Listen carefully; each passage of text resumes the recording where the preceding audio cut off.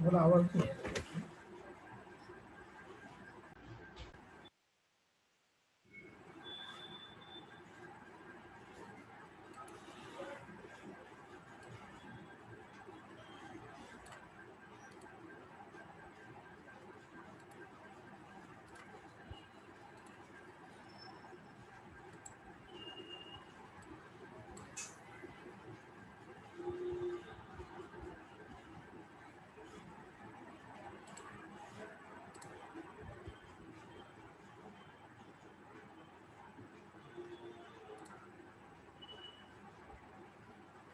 Okay, बघा आता आपण लेक्चर स्टार्ट करू. नाव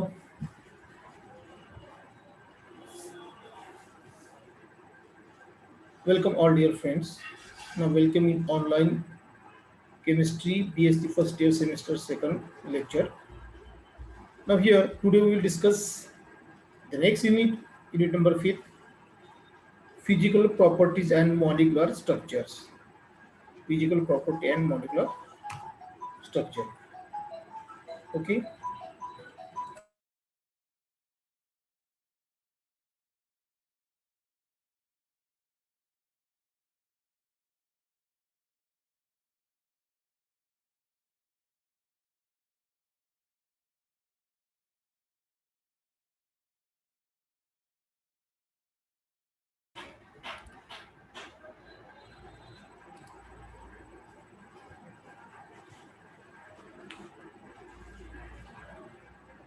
हे बघा एखाद्या वेळेस काय होतं, जॉईन करताना अडचणी येतात.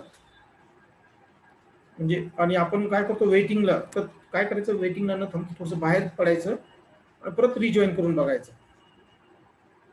आणि फोन केले तर मग परत डिस्टर्ब होतं. आता मला फोन आला त्याच्यामुळे काय झालं, परत एक तुमचंही सेटिंग डिस्टर्ब झालं आणि माझंही सेटिंग इकडे डिस्टर्ब झालं. Okay. Now welcome dear friends. Now today we'll discuss unit number 5, physical property and molecular structures. Now dear friends, in previous lecture we discussed about unit number 6, chemical kinetics. Okay. Now here in this lecture we'll discuss physical properties and molecular structures. So first question, what is about physical properties? Okay, what is about physical properties? Now here physical property is nothing but the property of substance which could be studied and determined without causing any chemical changes in the substance. Any chemical changes in the substance, such property is known as a physical property, and if chemical changes take place, that means such property is known as a chemical property. म्हणजे काय बघा, लक्षात घ्या, definition बघा काय म्हटले तर, की एक अशी प्रॉपर्टी सबस्टन्सची एक अशी प्रॉपर्टी की ज्यामुळे आपल्याला काय करता येते, त्या प्रॉपर्टीचा अभ्यास करता येतो, ती डिटरमाइन करता येते. पण कशी डिटरमाइन करता येते, कोणताच त्यामध्ये रासायनिक बदल व्हायला नको, त्या सबस्टन्समध्ये कोणताच रासायनिक चेंज व्हायला नको. लक्षात आलं का, त्यामध्ये काहीही बदल व्हायला नको. Okay, that means without causing any chemical changes in that substance, such property are called as the physical properties. For example जर आपल्याला, आपण समजा आता आपण साईज बद्दल बोलू, त्या सबस्टन्सचा शेप असेल त्याचा, किंवा त्याचा बॉन्ड अँगल असेल, किंवा इतरच्या गोष्टी असेल. उदाहरणार्थ जनरल फिजिकल प्रॉपर्टी आपण काय म्हणतो, त्याच्यामध्ये स्टेट, ओडर, बरोबर आहे की नाही, त्याचं मेल्टिंग पॉईंट किंवा बॉइलिंग पॉईंट्स, म्हणजे ह्या ज्या गोष्टी आपण मेन्शन केलेल्या आहेत आता, या काय फिजिकल प्रॉपर्टीज आहेत, या काय त्याच्या फिजिकल प्रॉपर्टीज आहेत. ओके, मग या फिजिकल प्रॉपर्टीचा आपल्याला स्ट्रक्चरचा जर अभ्यास करायचा असेल तर आपल्याला काही अशा प्रॉपर्टी सुद्धा याचा अभ्यास करावा लागेल. ओके, मग या फिजिकल प्रॉपर्टीचं मॉलिक्युलर स्ट्रक्चरचं रिलेशन आपल्याला काय करायचं आहे, थोडक्यात तिथे स्टडी करायचं आहे. आता या ठिकाणी काय लिहिलं, for the study of structures of molecules the knowledge of size, shape, interatomic distance, bond angle and arrangement of the constituent atoms, it is necessary. That means knowledge of size, knowledge of shape, then intermolecular or interatomic distance, bond angle, their arrangement. Okay, या गोष्टीची आपल्याला माहिती असायला पाहिजे जर आपल्याला त्याचा स्ट्रक्चरचा अभ्यास करायचा असेल तर. आता ह्या गोष्टी काय झाल्या, मग शेप, साईज वगैरे हे जे म्हणतो आपण, हे काय आहे, हे फिजिकल प्रॉपर्टीज आहे. त्याच्या physical property of substance gives us the information about their structures. म्हणजे या फिजिकल प्रॉपर्टी काय करतात, आपल्याला त्याच्या स्ट्रक्चर बद्दलची माहिती देतात. ओके. मग आता आपल्या नेमकं या चॅप्टरमध्ये काय शिकायचं? या चॅप्टरमध्ये आपल्याला दोन मुख्य गोष्टी शिकायच्या, एक डायपोल मोमेंट आणि दुसरं magnetic susceptibility measurement. Dipole moment आणि मॅग्नेटिक ससेप्टिबिलिटीची मेजरमेंट आपल्याला शिकायचं. आता डायपोल मोमेंट हा पार्ट कशाशी रिलेटेड आहे तेही आपल्याला सांगायचं आहे, पाहायचं आहे. ठीक आहे. मग सुरुवातीचा तोच पार्ट आपण काय करू आता यामध्ये डिस्क्राईब करू. बघा, पार्ट ए इलेक्ट्रिकल प्रॉपर्टीज. आता विषय असा येईल सर, आता डायपोल मोमेंट म्हटलं आपण पार्ट ए घेता, इलेक्ट्रिकल प्रॉपर्टी काय आहे. बघा, पुढे गेल्यानंतर तुमच्या लक्षात येईल की हा डायपोल मोमेंट जी आहे किंवा डायपोल मोमेंट कोणाला असते, ती असते जो डायपोल फॉर्म करतो, म्हणजे जो पोलर मॉलिक्यूल आहे त्याला. अलग लक्षात, जो पोलर मॉलिक्यूल आहे त्याला. मग पोलर मॉलिक्यूल समजायचं असेल तर आपल्याला नॉन पोलर आणि पोलर मॉलिक्यूलचा अभ्यास करावा लागेल, कम्पेअर करावा लागेल. बरोबर आहे. आणि ज्यावेळेस त्यामध्ये इलेक्ट्रिकल चार्ज क्रिएट होतो अपोजिट एंडला, पॉझिटिव्ह एंड निगेटिव्ह एंड असे इलेक्ट्रिकल चार्ज क्रिएट होतात, ती जी प्रॉपर्टी ती इलेक्ट्रिकल प्रॉपर्टीज. म्हणून आपल्याला डायपोल मोमेंट जरी शिकायचं असेल तर सुरुवात आपल्याला इलेक्ट्रिकल प्रॉपर्टी, त्यामध्ये मग पोलार, नॉन पोलार, मग आपल्याला अशा डायपोल जो आहे डायपोल मोमेंट वगैरे याचा अभ्यास आपल्याला करता येईल. So first part, polar and non polar molecules. म्हणजे पहिला पार्ट आपल्याला घ्यायचा आता पोलर आणि नॉन पोलर मॉलिक्युल बद्दल. जनरल नावातच दिसतंय तुम्हाला पोलर मॉलिक्युल्स. म्हणजे याचा अर्थ काय, त्यात दोन पोल आहेत, त्या मॉलिक्युलमध्ये दोन टोक आहे, अपोजिट एंडला टर्मिनलला दोन वेगवेगळे असे टोक आहेत त्याला. एक पॉझिटिव्ह टर्मिनल असेल, एक निगेटिव्ह टर्मिनल असेल. ओके. ना for example SCL molecule, SCL molecule घ्या, हायड्रोक्लोरिक ऍसिड म्हणतो आपण त्याला. आता या एससीएल मॉलिक्युल्स मध्ये काय आहे, दोन ऍटम दिसतात आपल्याला, हायड्रोजन आहे आणि क्लोरीन आहे. क्लिअर. आता होती काय ही जी यांनी इलेक्ट्रॉनची देवाणघेवाण न करता काय झाली, ती शेअरिंग झाली आहे, भागीदारी झालेली आहे. एच आणि सीएल मध्ये इलेक्ट्रॉनची भागीदारी झालेली आहे. कारण क्लोरीनला एका इलेक्ट्रॉनची गरज आहे आणि हायड्रोजनला सुद्धा एका इलेक्ट्रॉनची गरज आहे. तर हायड्रोजनची आउटरमोस्ट सेल आहे 1s1. पहिलीच कक्षा आहे एस, त्यामध्ये एक एस ही ऑर्बिटल असते आणि त्याची कॅपॅसिटी दोनचीच आहे, यात एकच आहे, म्हणजे याला एकाची गरज आहे. Now in valence shell of chlorine atom, valence shell मध्ये क्लोरीन ॲटम किती आहे, 7 इलेक्ट्रॉन्स आहेत. It require one more electron to complete their octets. So it is essential to share electron. म्हणजे हायड्रोजन आणि क्लोरीन एक एक इलेक्ट्रॉन शेअर करतात, यांनी एक एक इलेक्ट्रॉन शेअर केला. आता होतं का, हा इलेक्ट्रॉन समजा आपण म्हणून त्याचे शेअरिंगचे इलेक्ट्रॉन्स आहेत. ठीक आहे. आता इथे काय होतं, due to the more electronegativity, हायड्रोजनची electronegativity कमी आहे, हॅलोजनची इलेक्ट्रोनिगेटिव्हिटी जास्त, आपल्याला माहिती आहे. So what happen here, he electron pair जे ही शिफ्ट टुवर्ड्स क्लोरीन, क्लोरीनकडे काय होते, शिफ्ट होते, क्लोरीनकडे काय होते, शिफ्ट होते. और ड्यू टू दिस, त्याच्यामुळे काय होतं, chlorine acquire partial negative charge while hydrogen acquired partial positive charge. That means here in HCl molecules, one end or one terminal acquire partial positive charge while another terminal or another end acquire partial negative charge. That means here याचा अर्थ इथे काय झालं, याचा अर्थ या ठिकाणी या मॉलिक्यूल मध्ये दोन पोल तयार झाले, दोन टोक तयार झाले. Hence such molecule is known as a polar. म्हणून अशा मॉलिक्यूलला काय म्हणायचं, पोलर मॉलिक्यूल्स म्हणता येईल. लक्षात येत आहे. मग आता या ठिकाणी याचं नेमकं डिस्ट्रीब्युशन जे आहे ते सिमेट्रिकल झालं का, नाही, अनसिमेट्रिकल डिस्ट्रीब्युशन होतं त्या चार्जचं त्याच्यामध्ये, आणि त्या कारणास्तवच काय होतं, पोल फॉर्म होतात. चार्ज जे आहे त्या चार्जचं काय झालं, या ठिकाणी डिस्ट्रीब्युशन झालं, ते अनसिमेट्रिकल झालं. अनसिमेट्रिकल डिस्ट्रीब्युशन झाल्यामुळे या ठिकाणी पोल फॉर्म झाले, डायपोल तयार झाले. ओके.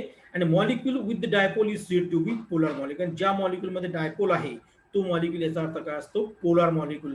आणि त्यामध्ये जो बॉन्ड आहे त्या बॉन्डला काय म्हणायचं, पोलर कोव्हॅलेंट बॉन्ड. म्हणजे आता chemical bond in between HCl is a covalent bond. Why, because due to the sharing of electron, no doubt, but acts as a polar covalent bond. This bond is known as a polar covalent bond. या बॉन्डला काय म्हणतात, आपल्याला polar covalent bond म्हणते. Clear झालं, लक्षात आलं. म्हणजे पोलर काय आहे ते कळायला आता आपल्याला. एक्झाम्पल, परत एखादं एक्झाम्पल घ्यायचं, तर HFचे एक्झाम्पल घ्या, हायड्रोजन आणि फ्लोरीन. आता या ठिकाणी हायड्रोजन आणि फ्लोरीनच्या बाबतीत जर विचार केला आपण, तिथे सुद्धा काही इलेक्ट्रॉनची शेअरिंग झाली आहे, पण फ्लोरीन हा मोर इलेक्ट्रोनिगेटिव्ह आहे. म्हणून काय झालं, इलेक्ट्रॉन पेअर हे बघा इथे दिसते, ही पेअर, हे बघा ही जी पेअर दिसते ना, ही पेअर यातला एक इलेक्ट्रॉन हायड्रोजनचा आहे आणि एक इलेक्ट्रॉन फ्लोरीनचा आहे. ही काय झाली, फ्लोरीनकडे शिफ्ट झाली, कारण फ्लोरीन हा मोर इलेक्ट्रोनिगेटिव्ह ॲटम आहे. फ्लोरीनची इलेक्ट्रोनिगेटिव्हिटी सगळ्यात जास्त असते, म्हणून इलेक्ट्रॉन पेअर काय झाले, attract toward the fluorine atom. Okay. म्हणजे फ्लोरीनने त्याला काय केलं, स्वतःकडे अट्रॅक्ट केलं. लक्षात येतं काय चाललं तर इथं. म्हणजे याचा अर्थ काय झाला, यामध्ये सुद्धा दोन पोल तयार झाले, यामध्ये दोन टोक तयार झाले. आता हे जे आहे, मग आपण हायड्रोजन आणि फ्लोरीन किंवा हायड्रोजन आणि क्लोरीन घेतला अगोदरच्या याच्यामध्ये, ठीक आहे. या दोन पोल म्हणजे दोन ॲटम मधलं पर्टिक्युलर यांचं न्यूक्लियस मधलं डिस्टन्स जे आहे, म्हणजे या हायड्रोजनच्या आणि या फ्लोरीनच्या, हे डिस्टन्स जे आहेत, हे डिस्टन्स आपल्याला डिनोट करायचं आर ने. कशाने डिनोट करायचं? आर ने. म्हणजे पॉझिटिव्ह आणि निगेटिव्ह टर्मिनल जे आहेत, पॉझिटिव्ह आणि निगेटिव्ह सेंटर जे आहेत, त्याच्या न्यूक्लियस मधलं डिस्टन्स म्हणजे इंटरन्यूक्लियर डिस्टन्स एक आपण डिनोट करू आर ने. ठीक आहे. हे यासाठी कारण आपल्याला याची व्हॅल्यू करायची आहे, याची आपल्याला डायपोलची व्हॅल्यू डिटरमाइन करायची, म्हणजे आपल्याला ते कळेल.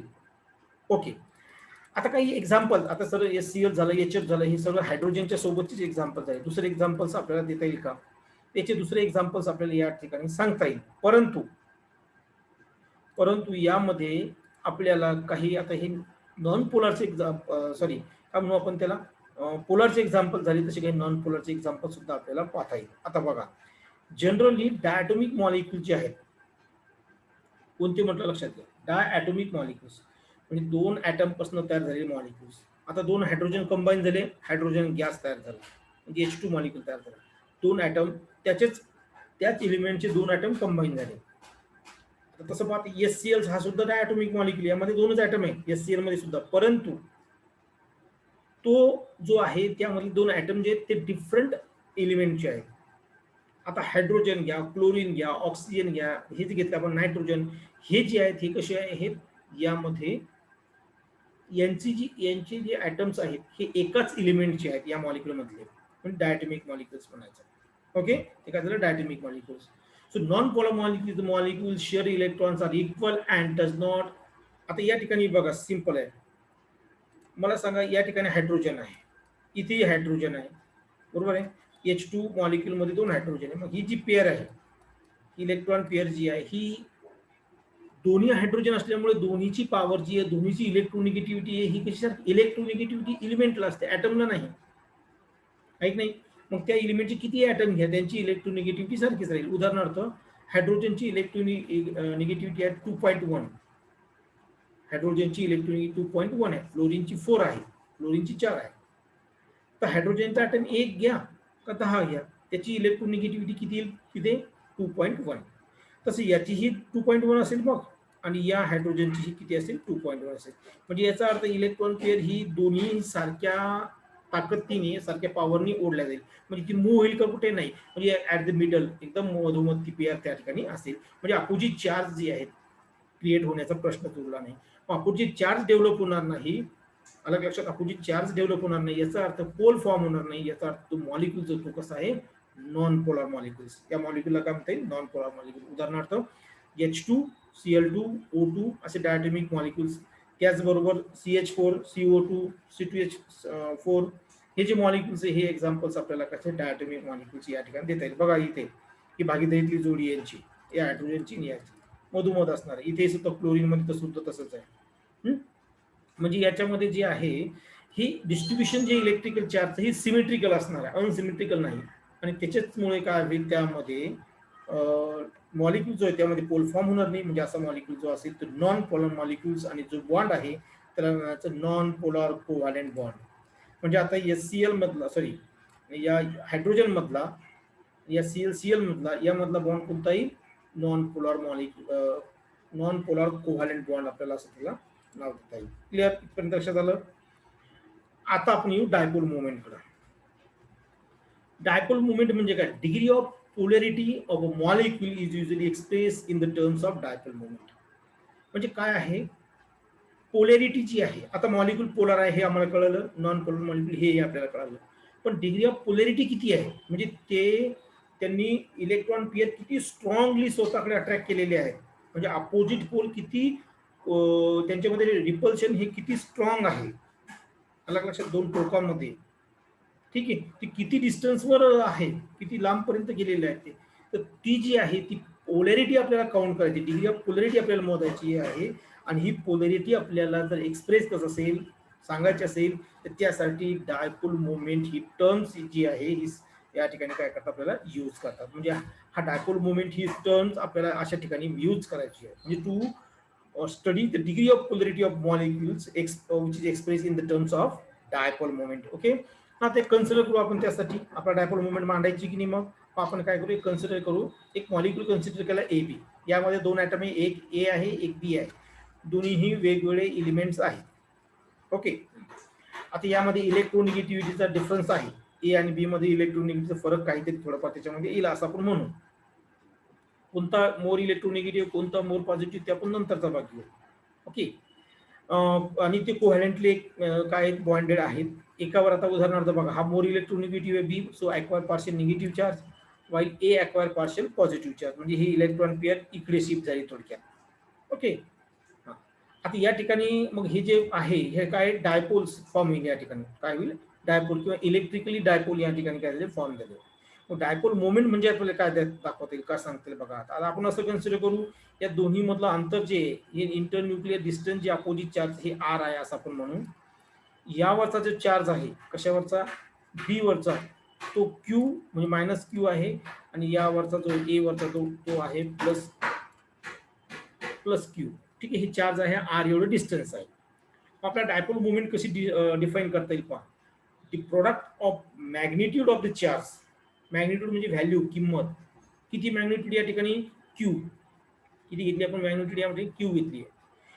Magnitude of the charge on any one of the atoms and the distance between them is known as किंवा is called as a dipole moment. काय म्हटलं बघा, define dipole moment, the product म्हणजे इथे प्रोडक्ट म्हणजे उत्पादन वगैरे नाही, गुणाकार. प्रोडक्ट म्हणजे गुणाकार. बघा, प्रोडक्ट ऑफ, आता इथेच या ठिकाणी product of magnitude of charge any one of the charge. आता यामध्ये दोन चार्ज आहे, एक पॉझिटिव्ह चार्ज एक निगेटिव्ह चार्ज आहे, बरोबर आहे. दोन चार्ज या ठिकाणी दिसतात, पॉझिटिव्ह निगेटिव्ह हे दोन चार्ज या ठिकाणी आहेत. तर या चार्जची व्हॅल्यू किंमत any one of the charge कोणत्याही एकाची घ्या. मग आता आपण घेतली क्यू, पॉझिटिव्ह असो की निगेटिव्ह असो, ठीक आहे. याचा गुणाकार म्हटलं म्हणजे कशासोबतचा आहे, magnitude of any one of the charge and आणि डिस्टन्स बिटवीन देम, त्यामधलं अंतर किती घेतलं आपण आर. ओके, म्हणजे याचा अर्थ असा का, मग याचा अर्थ असा की dipole moment equal to Q into R, where Q is nothing but charge on the atom, त्या ॲटमवरचा चार्ज, आणि R is nothing but distance between two opposite pole, त्या दोन अपोजिट पोल मधलं distance. Okay, now here dipole moment is denoted by mu. Dipole moment या mu ने denote करतात, यामध्ये दिलेलं आहे. हे बघा, आता इथे आपल्याला हा सांगितला, याच्यावरचा क्यू प्लस याच्यावरचा क्यू मायनस, हे आपण मगाशी लिहिलंच आहे. ठीक आहे, डिस्टन्स जे आहे त्याच्यामधलं हे डिस्टन्स किती आहे, आर एवढं डिस्टन्स आहे. मॅथमॅटिकल एक्सप्रेशन आपल्याला आता बघायचं डायपोल मोमेंट, ते हेच येणार आहे, mu equal to Q into R असं येणार आहे. तर ते आपण एकदा पुढे बघून घेऊ. म्हणजे हे डायपोल मोमेंट आपल्याला या ठिकाणी करता येईल. आणि याच्यावरूनच थिअरॉटिकली जे डेफिनेशन याच्यावर मॅथमॅटिकली करा, मॅथमॅटिकल लेवलवरून तुम्ही थिअरॉटिकली करू शकता. काय definition, the product of magnitude of the charge on any one of the atoms and distance between them is called as dipole moment. Now it is denoted by mu, so here mu equal to q into r. बरोबर आहे. आता q काय r काय आपण अगोदर सांगितलं. Now dipole moment is expressed in unit called as dp. dipole moment हे कशामध्ये एक्सप्रेस करतात, युनिटचं त्याचं db हे युनिट आहे.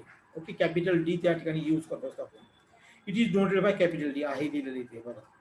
dB इज डिफाईन्ड ॲज, याचा अर्थ काय होतो का, dB म्हणजे काय डिफाईन करता येईल आपण डेफिनेशन किती सांगतील. Dipole moment operative between the two atoms at a distance 1 angstrom.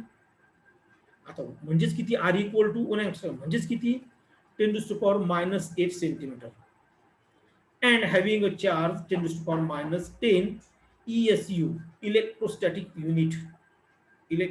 Unit. Okay, ESU. ठीक आहे, चला लेक्चर जॉईन करण्यात या संपर्क लावून. Okay, having a charge 10⁻10 ESU, electrostatic unit of charge. लक्षात आलं, म्हणजे त्या चार्जची किंमत आहे, व्हॅल्यू आहे, क्यू ची व्हॅल्यू आहे. ती क्यू ची व्हॅल्यू आपल्याला दिली 10⁻10, आर ची व्हॅल्यू दिली 10⁻8, हे सेंटीमीटर. ओके, हे जे आहेत याच्यावरून याची जी प्रॉडक्ट होईल तो प्रॉडक्ट म्हणजे 1 dB. त्याची व्हॅल्यू किती आहे, त्या प्रोडक्ट त्याची व्हॅल्यू आहे 1 dB एवढी त्याची व्हॅल्यू येते. म्हणजे इथे दिलेलं आहे बघा, 1 dB इक्वल टू 10⁻10 इंटू 10⁻8 म्हणजे टोटल काय 10⁻18. Okay, ES electrostatic unit and centimetre असं त्याचं युनिट येईल आपल्याला. आता ऍक्च्युअली 1 कुलम म्हणजे काय असतं आपल्याला माहित आहे. चार्ज जनरली आपण काय करतो, कुलम मध्ये डिनोट करतो की नाही. ओके, 1 पॉइंट एका इलेक्ट्रॉनवरचा चार्ज जो आहे तो -1.6 इंटू 10⁻19 कुलम एवढा असतो. 1.6 इंटू 10⁻−19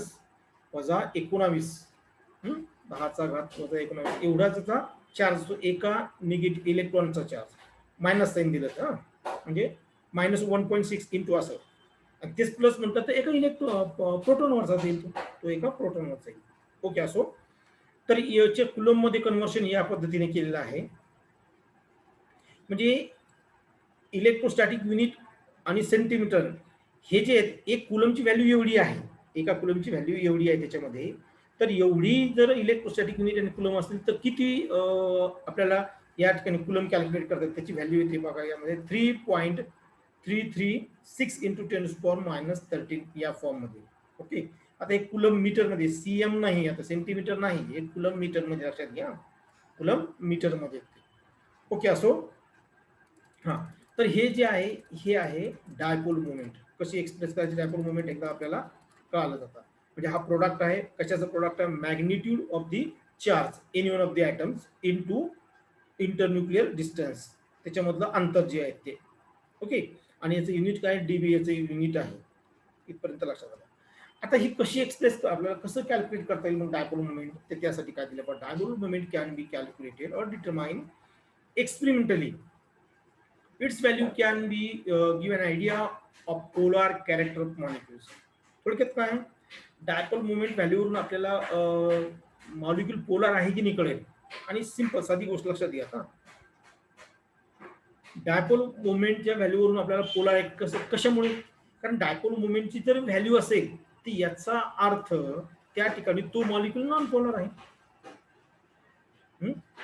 तो मॉलिक्यूल कसा आहे, तो नॉन पोलार आहे. म्हणजे त्याची व्हॅल्यू त्या ठिकाणी 0 येत आहे, याचा अर्थ तो मॉलिक्यूल हा पोलार नाही. कारण ज्या ठिकाणी पोल असेल त्यालाच डायपोल मोमेंटची व्हॅल्यू येणार त्या ठिकाणी. बघा खाली आपण बघू एकदा त्या ठिकाणी. ठीक आहे, it is a vector quantity. Dipole moment ही वेक्टर क्वांटिटी आहे, as it has a direction as well as magnitude. कारण आता वेक्टर क्वांटिटी केव्हा कशाला म्हणतो आपण माहिती, त्याला डायरेक्शनही आहे आणि त्याची व्हॅल्यू सुद्धा आहे, मॅग्निट्यूड सुद्धा आहे ती. Okay, the direction of dipole moment is usually represented as an arrow. आपण त्या arrowने डायरेक्शन त्याची दाखवतो, हे आपल्याला माहिती आहे. ओके, आणि ते कसं असतं, point out toward the from negative end किंवा निगेटिव्ह टोकाकडून पॉझिटिव्ह टोकाकडे. ठीक आहे, असो. आता हे महत्वाचं आहे बघा, molecule with non zero permanent dipole moment, म्हणजे ज्या मॉलिक्यूलची परमनंट डायपोल मोमेंट ही झिरो नाही, नॉन झिरो म्हणजे झिरो नाही, such molecules are polar. Such molecules are polar. And molecules with a zero permanent dipole moment, ज्याची डायपोल मोमेंट ही zero आहे. Okay, such molecule is known as a non polar molecules. लक्षात आलं ना, मग अशा म्हटलं. म्हणजे याचा अर्थ काय, या प्रॉपर्टीवरून मॉलिक्यूल पोलार आहे की नॉन पोलार आहे, डायपोल मोमेंटवरून आपण काय करू शकतो, सांगू शकतो. ठीक आहे, आता आपल्याला काही डायपोल मोमेंटचा अभ्यास करायचा आहे.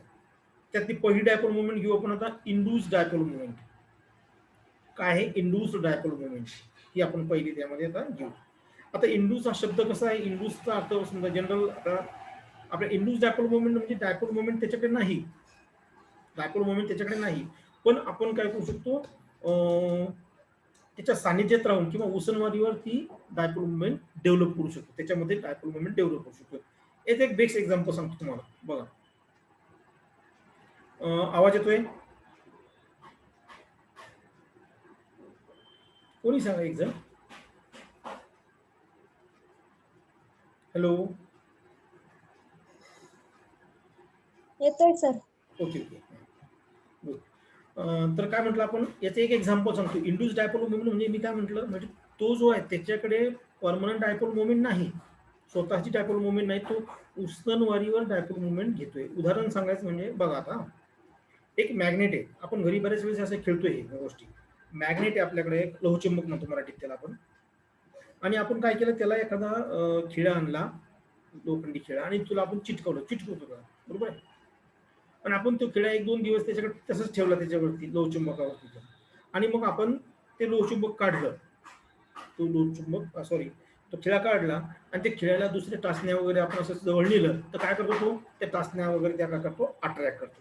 म्हणजे याच्याकडे याचा अर्थ तो इटसेल्फ मॅग्नेट होता का, त्याच्याकडे ती प्रॉपर्टी होती का खिळ्याकडे, लोखंडाकडे त्या खिळ्यामध्ये नाही. पण तो काय झाला या मॅग्नेटिक मटेरियल सोबत ठेवलं, मॅग्नेटमध्ये त्याला सोबत ठेवल्यामुळं काय झालं ती प्रॉपर्टी त्याच्याकडे आली. पण ती प्रॉपर्टी मग जास्त काळ राहते त्याच्याकडे नाही, थोड्याच वेळ त्याच्याकडे ती प्रॉपर्टी राहते. दुसरी गोष्ट, बरेच वेळेस काय होतं आपण एक मॅग्नेट ठेवलेलं आहे, ठीक आहे, आणि आपण त्याच्या साईडनी जर दुसरं मॅग्नेट नेलं तर तो काय होतो अपोजिट पोल त्याचे मूव्ह करतो. तो मॅग्नेट काय होतो मूव्ह होतो, स्पिन होतो तो अपोजिट पोलकडे, बरोबर आहे.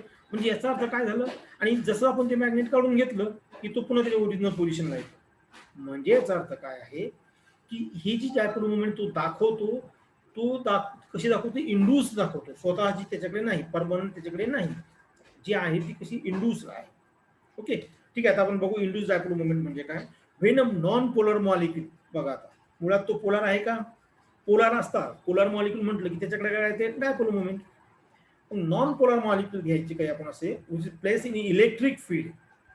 नॉन पोलर मॉलिक्यूल आपण इलेक्ट्रिक फील्ड किंवा मॅग्नेटिक फील्ड मध्ये आपण ठेवले.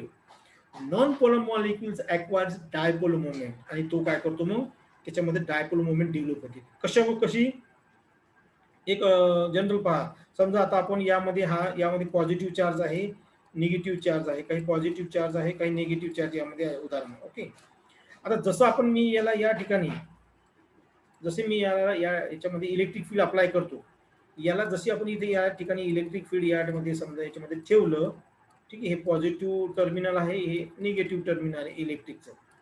ओके, मी या मॉलिक्यूलला इथे ठेवलं की लगेच हा असा होऊन जातो, या निगेटिव्ह टोकाकडे हे पॉझिटिव्ह चार्ज येऊन जातात आणि या पॉझिटिव्ह टोकाकडे या ठिकाणी निगेटिव्ह चार्ज येऊन जातात. म्हणजे हा मॉलिक्यूल इथे पोलार दिसतो का, नाही, इथे पोलार नाही, पण इथे काय झाला तो आता पोल फॉर्म झाले, एक निगेटिव्ह आणि एक पॉझिटिव्ह पोल फॉर्म झाले. Okay, and this polarization is known as a induced polarization. That means when a non-polar molecule placed in an electric field or magnetic field, the non-polar molecules acquire dipole moment.